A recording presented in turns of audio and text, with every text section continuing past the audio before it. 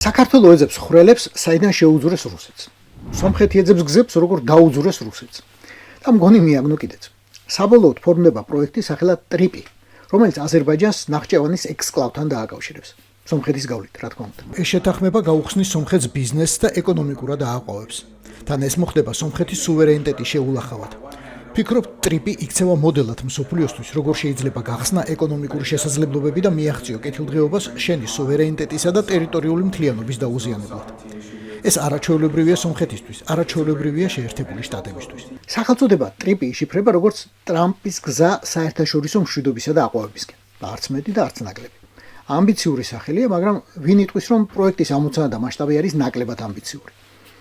გზაზე კონტროლი და პასუხისმგებლობა გადადის ამერიკის ხელში. ანუ ტვირთებზე, რომელიც აზერბაიჯანის მხრიდან ნახჭევანში შევა და პირიქით. მოძებნეთ რუკაზე ნახჭევანი. გზა უკვე არსებობს, მაგრამ ათობით წლებია გასაგები მიზეზების გამო რომ უმოქმედოა. ტრიპის პროექტი მას გააცოცხლებს და გააცოცხლებს ურთიერთობა ზოგადად სომხეთსა და აზერბაიჯანს, სომხეთსა და თურქეთს, სომხეთსა და ცენტრალურ აზიას, თურქეთსა და ცენტრალურ აზიას, აი ამ ყველასა და შეერთებულ შტატებს შორის. ოფსაიდში მირჩება თუ გამოიცნობთ საჩუქრად გადმოგეცემათ ჭორვირელი პინგვინის ლაყე კვერცხი. პინგვინთან ბრძანებლის ამოცანაც ეგ არის და ეგ იყო. საქართველოს საერთაშორისო როლის განულება. მაგრამ არა მისი ბრძანებლის პუტინის ინტერესების ხარჯზე.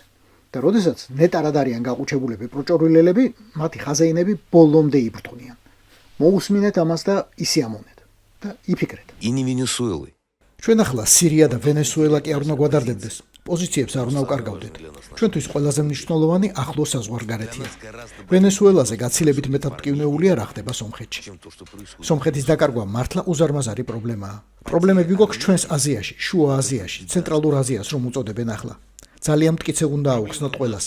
თამაში მორჩა.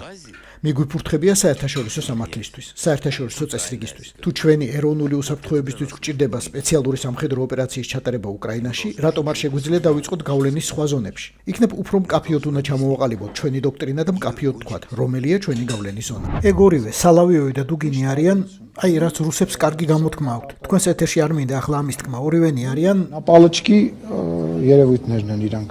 ერთმანეთისგან არ განსხვავდებიან. ამაზე გასაგებად რა თქვას და რა ქნას, რომ თქვენ გაიგოთ. საქართველოსა და მთელი კავკასიაც და რუსეთის მთელი ყოფილი იმპერიაც თავისად მიაჩნია ისევ. და შენ თუ სრულ მონობაზე არ ხარ ყაბულს, ავტომატურად ეწერები მტრებში, რაც უნდა მოუჩლიქო ენა და მოიხსენიო ლოცვებში. სომხეთი ხომ ნიშანია. აწლეულების განმავლობაში რუსეთის მონური ერთგულების სიმბოლო, რომელიც ღალატითა და მიტოვებით დასრულდა. და ისწავლეთ ამ ნიშნების ცნობა. ისწავლეთ სწავლა სხვის შეცდომებზე.